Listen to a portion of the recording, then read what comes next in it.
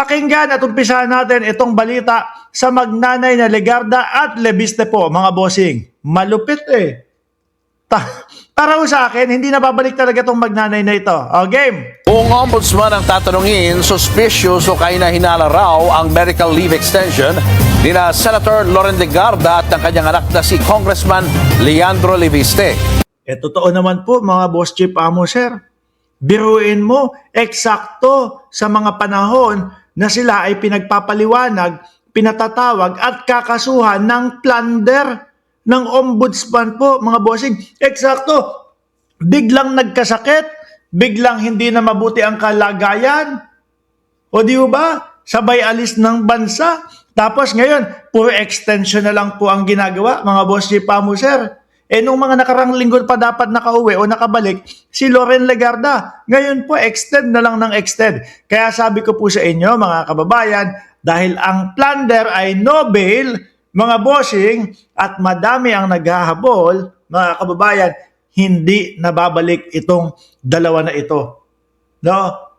Hindi nababalik ang dalawang yan. Para ho sa akin, mga bossing, pwedeng mali ako, pwedeng tama din po ako. Kaya lang ho, ang pinagbabasihan natin dito, doon sa sitwasyon nila. No? Nako mga DDS, anak ng pitong putuga kayo. Paano nyo ipagtatanggol itong mga ito? Itong magnanay na ito? Paano ninyo sasabihin na ang gobyerno ni Pangulong Bongbong Marcos, ang mga pinapakulong ay yung mga nagsasalita? Ayan, kay Lebiste, malinaw na merong hinahabol ang Department of Energy na 24 na bilyong piso. Di ba? 24 na bilyong piso dahil hindi na ibigay, dahil hindi nagampanan yung ipinangako sa mamamayang Pilipino na pa-solar-solar. 1 milyon puhunan. Tapos ang pangako buong Pilipinas solar. Kaso buko ni Ombudsman Boying Remulla, mga bossing nako. Malamang ho ito, mga kababayan.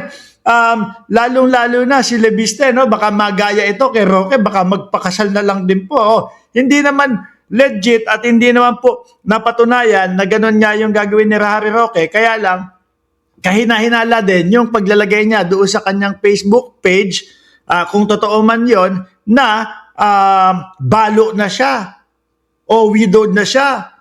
Hindi po ba? Malamang ganun din ang gawin nitong si Leandro Lebiste upang sa ganun hindi bumalik. Pero base po sa balita na ito, ang hinala po, sila ay naghahagilap na o humihingi ng asylum sa France po, mga bossing. Bansang France. Tuloy natin. Ang mag-ina, posible yung manong nag-a-apply na ng asylum sa France matapos si reklamo ng plunder at graft ng ombudsman. Ayan! Di ba? Siyempre mga kababayan, ano ang akala nila? No? Mahina at bobo ang ating ombudsman na si Boying Remulla at yung mga nandiyan sa opisina. Matatrak po yung mga pinupuntahan nila dyan, mga kababayan, mga boss chief amo, sir. No? Kaya, ewan ko na lang. Baka itong dalawa na ito umuwi ng nakaposas pagka huyan yung huling extension na hiningi ni Loren Legarda hindi pa din po nasunod at humingi pa din ng extension. Nako, baka manhunt na po ang gawin diyan sa dalawang magnanay na. Biruin mo, mga kababayan, mag-ina kayo? Tapos parehas kayong mapapasok sa loob ng kulungan? Aray ko po. Dahil lang sa pera? Kung talagang walang kasalanan, harapin. Tingnan nyo si Alan Peter Cayetano. Kahit na nagpabungot siya o kahit na ilang araw na wala yan, humarap pa din kanina. Di ba? Sa Senado, nagpakita pa din mga boss chief amo, sir. Hindi, ito, bigla na lang tumakas siguro talagang alam nila na malaki yung kasalanan nila. Alam nila na hindi nila kayang ipaliwanag yung mga nagawa nila kung meron man. Kung kayo ay inosente dito sa mga sinasabi na plunder, harapin ninyo. Ipaliwanag ninyo. At kaming taong bayan, panigurado, makakasama na magtatanggol sa inyo. kung maririnig namin ang inyong paliwanag at kung okay sa amin ang inyong paliwanag. Pero kapag ka ang inyong paliwanag ay sablay, pasensyahan po. Ano? Hindi namin kayo masasamahan sa pagtatanggol sa inyo. Pero yan na nga po, nakalabas na.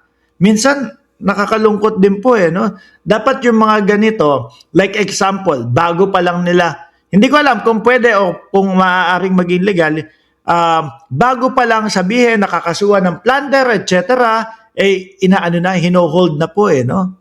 Hold departure order o bago, para yung tipo bang, alam mo na malabo silang lumabas. Kasi ang nangyayari po, mga kababayan, mauuna talaga, I think, mauuna yung sasabihin nila na kakasuhan na ng plunder sa ombudsman, etc., etc., no? So, ang gagawin, magbubuk na ng ticket, lalabas na, aalpas na. Oh. Yun ang yun yung doon tayo natatalo O kaya, ang gawin na lang, biglayin na lang, kinasuhan ng plunder, tapos sunod, warrant of arrest. Di ba? Yung mga ganon. Yung sigurado tayo na hindi makakalabas yung kakasuhan na tao. Yung sigurado tayo na hindi tayo maghahabol doon sa mga kinakasuhang tao. Kaso, pagkasabi, yan, mag-aayos na yan. Biglang aalpas na, biglang lalabas na ng ating bansa. Tingnan mo. Ngayon, ang mga lokasyon, o baka si Loren Legarda lang, no, ang lokasyon ni Loren Legarda, hindi na din po sinasabi kung nasaan siya. Hindi din po sinasabi kung ano talaga yung karamdaman niya at kung ano yung ipinagpapagamot niya doon sa ibang bansa. Di po ba? Ikaw magpapaalam ka, eto po ang aking sakit, itong karamdaman ko, nandito po ako sa ospital na ganito, dito nyo po ako matatagpuan kung sakali na meron kayong mga katanungan at kinakailangan nyo ako na ma-interview o whatever. Alam, di ba? Ngayon, syempre bilang blanco yung lokasyon, bilang hindi namin alam kung ano talaga yung ipinapagamot, maiisip namin na kayo ay nagtatago na o tumakas na. Tama po ba ako, mga Boss Chief Sir? Nakikita ko yung mga komento ninyo diyan sa comment section. Ayoko lang bumanggit, no, na kahit isa kasi magiging magiging bias ako doon sa iba. Kailangan rumake na tayo talaga dito sa ating mga tinatalakay po, mga bossing. Tuloy natin to. Narito ang Frontline Report.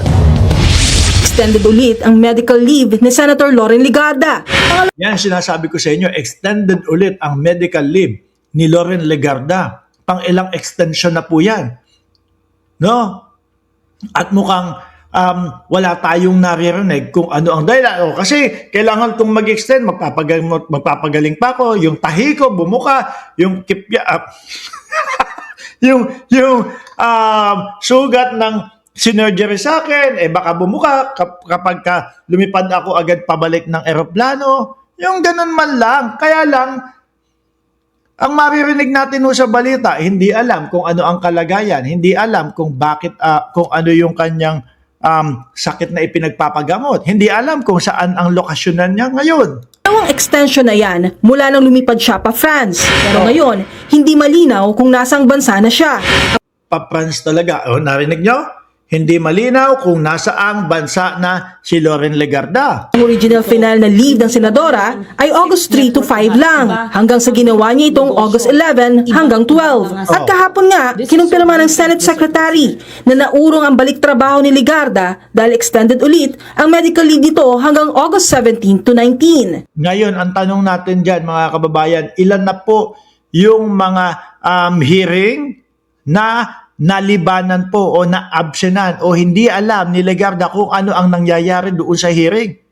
Ilan na po yun, mga Boss Chief Sir? Yung mga kung ano yung pinag-uusapan doon, etc. Mainam po at mas maigi kung physical ka mismo nandoon sa mismong hearing. Di po ba? Ngayon, paano ito huhusga kay Vice Presidente Sara Duterte? Or baka talagang meron na silang mga nakatatak sa utak nila na husga dahil nga alam natin na itong mga ito ay kadikit, kaibigan, kaalyado doon sa depensa kay Sara Duterte. No, hindi ko tinutukoy na depensa kaibigan ng abogado or whatever. Alam natin na dikit sila sa mga Duterte. At ito nga pong mga solar-solar nitong anak na ito na si Leviste ay nag-ugat nagmula nung panahon ni dating Pangulong Duterte po, mga kababayan. Yari kayo magnanay talaga. Ano? Tapos ngayon pagtakas, ngayon ay hinihinala ay kukuha na kayo ng asylum diyan sa France. Ano ang tingin niyong gagawin? Ang tingin ko na gagawin nito mga kababayan kung sakali baka mag-i-invest sa France. Mag-i-invest tapos ganito, ganyan, kukuha ng residency tapos biglang sila na ay sasabihin nila, kami po ay ginigipit ng gobyerno ni Bongbong Marcos sa Pilipinas kaya kami ay humihingi ng asylum sa inyo. No? Ganon ang idadahilan. Kaso mga boss chief Amusar, yung mga bansa na yan, wag lang corrupt, no? Tingin ko ang France hindi naman corrupt. Yung mga bansa na yan, i-analyze nila ang bawat sitwasyon ng mga humihingi sa kanila ng asylum. Hindi yung basta-basta. Ewan kung mapapaikot nyo ang France. Ganitong alam na may hinahabol sa inyo. Lalo na kay Leviste na 24 billion na danyos ang Department of Energy dahil diyan sa solar-solar niya. Ang anak naman ni Ligarda na si Batangas 1st District Representative Leandro Leviste, nag-file ng 2 buwang leave sa Kongreso. Ayaw! 2 buwan! Putik na to! Mga DDS, hindi ba kayo nabudol ng hinayupak na to? No! Biruin nyo ang papangalandakan sa inyo at pagyayabang sa inyo ni Leandro Leviste na siya yung hero ninyo. Siya yung mga nagpapalabas ng mga katiwalayan, etc. Tapos biglang eto, file ng leave, 2 buwan. Tapos, ayan na, hinahabol na sa kasong plunder, biglang takas. Mga DDS naman, tingnan ninyo naman yung mga hero ninyo. Hindi na magkaundagaga, no? Hindi na alam kung ano ang gagawin. Hilong talilong na. Kayo naman kasi, ang dali nyong mauto. No? Ang daling mauto nitong mga DDS na ito. Kaya po ganyan, halos araw-araw, umiiyak, mga nag-iiyakan. Mga aanga-anga kasi kayo.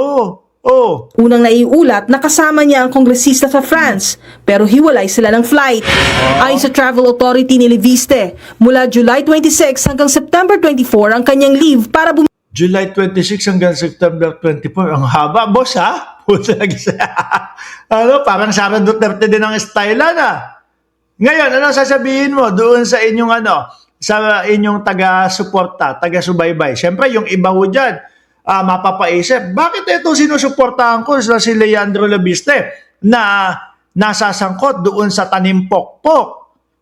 Bakit hindi niya harapin o sagutin yung mga aligasyon sa kanya? Bakit ganun? Nagtatago. Di po ba mga kababayan? Yari talaga siya dyan. bumisita sa iba't ibang bansa. Ang galawang yan napuna na ng Office of the Ombudsman.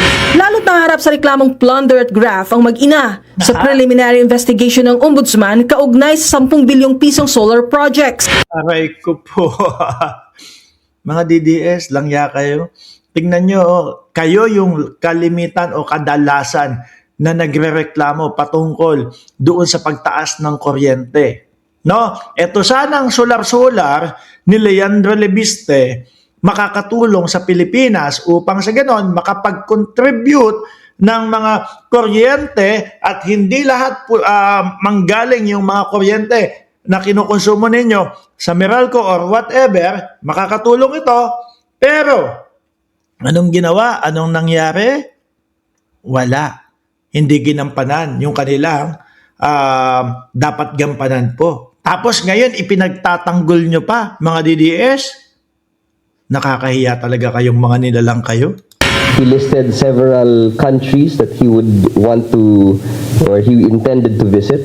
Baka siguro ho, naghahanap, susubok. Eto, baka dito, baka uubra tayo na makahingi ng asylum dito sa lugar na ito. O pagka hindi, o dito naman. Baka kaya ganun ho, mga kababayan. Susubok kung sino yung posibleng mauto nila na mabigyan sila ng asylum po, mga bossing. Di ba? O, tuloy! And on the other hand, si Senator Loren Legarda is on her, I believe, third or fourth extension of her Wow. travel authority for Wow. medical reasons, no? Which we Eksakto ha, nung kayo ay kinasuhan ng ombudsman. Nakakahiya naman sa amin, no? Tapos ang sasabihin nyo lang doon sa inyong pahayag, matagal kong iningatan ang aking reputasyon bilang isang taga-gobyerno or whatever, pero ito, may itinatanong na at may isinasampang kaso sa inyo. Bigla nyo kaming aalisan at lalayasan? Ang kapal naman ho yata, madam. No, ang kapal naman yata, Promil Kid. have begun to find quite suspicious already. Kailangan na namin i-flag yan. Diba? Dahil meron na siyang ongoing case dito sa Nakita nyo ho, mga kababayan? No? Tingnan nyo, lahat ng ito bumagsak sa panunungkulan ni Pangulong Bongbong Marcos. Lahat nung naririnig natin na korupsyon, nalaman natin sa gobyerno ni Pangulong Bongbong Marcos. Bakit po? Kasi itong gobyerno niya, mga boss Chipamo sir, hindi nagsasawa at hindi hinto na maubos ang korap sa Pilipinas. No? Noong mga nakaraang administrasyon, Duterte administration, ay wala kaming naririnig na mga ganyan. Kasi hindi inuungkat. Magsasalita si dating Pangulong Duterte, sasabi, alam ko yung mga korupsyon dito sa mga lugar na ito, dito sa mga DPWH, etc. Pero yung poon ninyo ba, ginampanan niya ba? Ginawa niya bang ipahuli, paaresto, paimbestigahan yung mga korap ng mga panahon nang siya ay nanunungkulan? Wala. Kaya, wala kayong naririnig. Ito, kapag kami narinig, nabuksan, nakita na laman, iimbestigahan. At pag inimbestigahan, ibabalita sa buong Pilipinas, ipapaalam sa mamamayang Pilipino. Kaya, parang ang daming korupsyon. No? Pero ang totoo, yan ay mga nalaman sa pamumuno ni Pangulong Bongbong Marcos at yung mga yan ay miskin nung mga dati pang mga presidente, lalong-lalo na kay Duterte, no? office of the Ombudsman.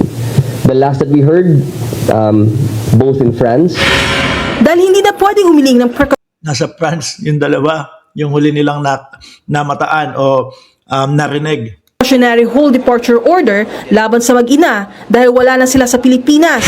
Ang maaari raw gawin sakaling tumagal pa ang absence ng senadora at kongresista, i-cancel ang kanilang mga passport. Nako, ayan na ang maganda dyan. Yun yung sinasabi natin.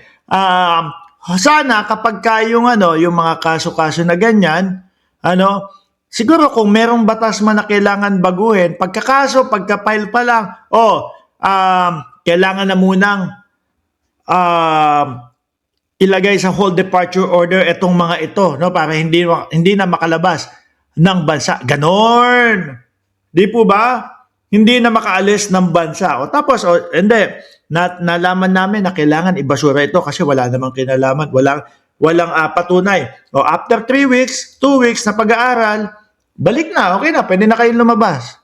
Di po ba, mga kababayan? Kasi inuunahan nila pero ang kagandahan, eto ngayon, kapag kinansela po ang mga pasaporte niyan, mga passport niyan, hindi na makakagalaw o hindi na makakalipat ng ibang bansa ho yan. what we can do, and which I believe the team is already taking concrete steps towards, is the cancellation of the passport Yan. in case there are grounds to do so. So, if there is a prolonged absence, and we can consider them fugitives from justice, Nako po, ayan na. Magiging pugante na yung magnanay. Magiging pugante na sa hustisya ang magnanay kapag nagkataon po, mga kababayan. Kahina-hinala na po. Tingin ko hindi na magpaparamdam at parang mag-aalasaldi ko na po yung dalawa na yan. Mga DDS, mahiya naman kayo. Tingnan nyo, nalalaman na. Pati yung kay Lebiste, yung solar niya na ipinangako, hindi natupad. Na dapat tutulong na mabawasan yung gasto sa kuryente ng bawat Pilipino. Tapos ipagtatanggol nyo pa. Langya, mahiya kayo sa mga balat ninyo. Isipin ninyo kung alam nyo pa ba ang ipinagtatanggol ninyo. Or wala na, kung panatiko na lang talaga kayo.